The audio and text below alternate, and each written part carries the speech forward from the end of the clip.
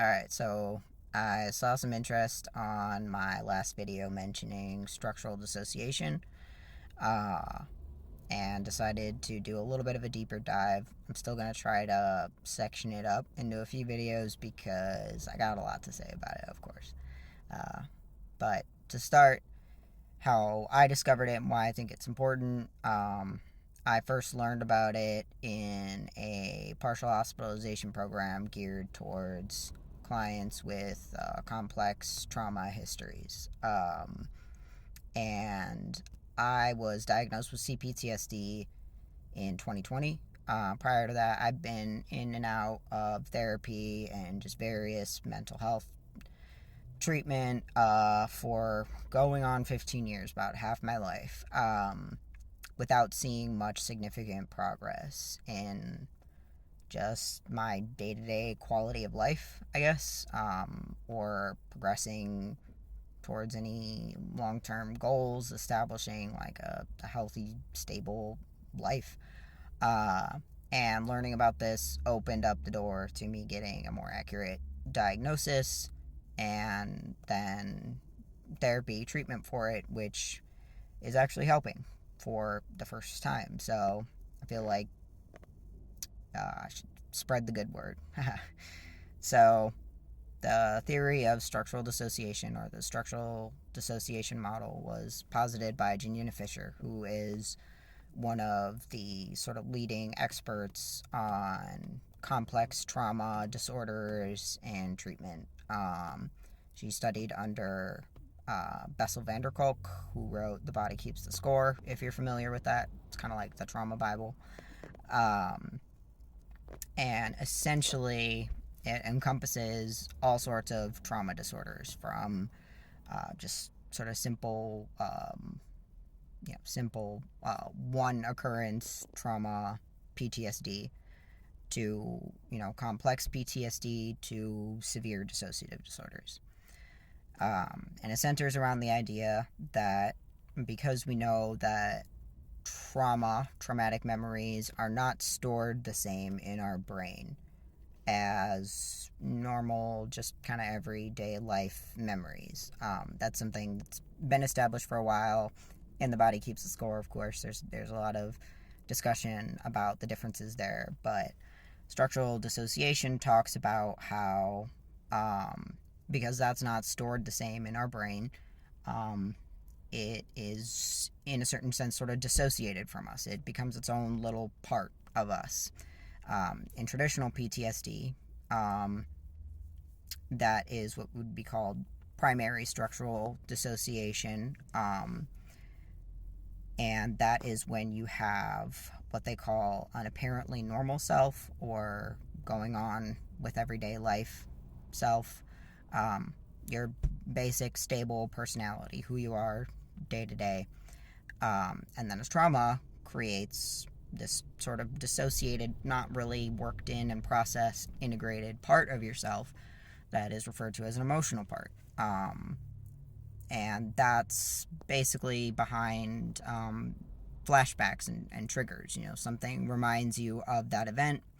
It sets off, this pattern of reactions and behaviors and stuff that aren't necessarily congruent with who you are in the rest of your life. There's also secondary and tertiary structural dissociation, and that's when we get into the more complex, long-standing traumas. Secondary structural dissociation is generally what you would see in CPTSD, borderline personality disorder, and that's when you have your apparently normal, going on with everyday life self, but you have multiple emotional parts. You have these multiple traumas, different triggers that can bring out different reactions that, again, just aren't really congruent with the rest of what you know about yourself in everyday life. And a step past that is tertiary structural dissociation, which is the umbrella I fall under. Generally, this occurs in people whose trauma began at a really young formative age.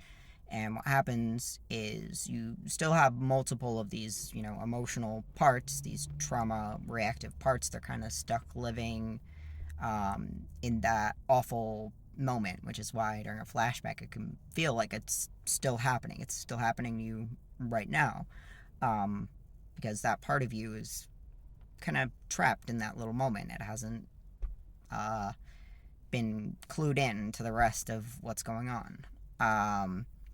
But in tertiary structural dissociation, you will also see more than one apparently normal part, or, um, you know, personality is one way that it's framed. But basically, there are different versions of you, depending on the diagnosis and the individual talking about it. It can be called ego states, alters, personality states, that sort of serve different functions, that are just related to normal everyday life, but they're not exactly congruent with each other. And they're dissociated in a way that often there's dissociative barriers in the brain preventing memories being shared between those parts of yourself, or um, just an incongruency in maybe your goals,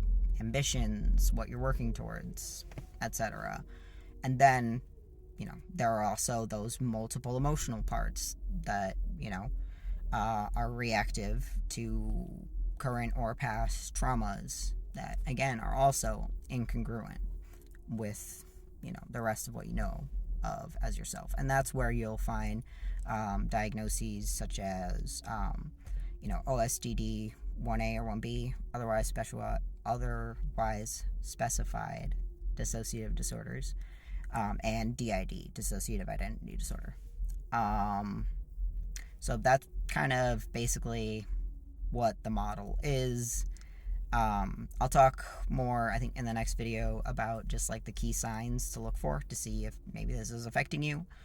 But if you are struggling with some sort of trauma, and ongoing symptoms and issues because of it, it's pretty likely that you fall somewhere along this spectrum, and it's worth looking into and just seeing how it affects you and how you might be able to work with it.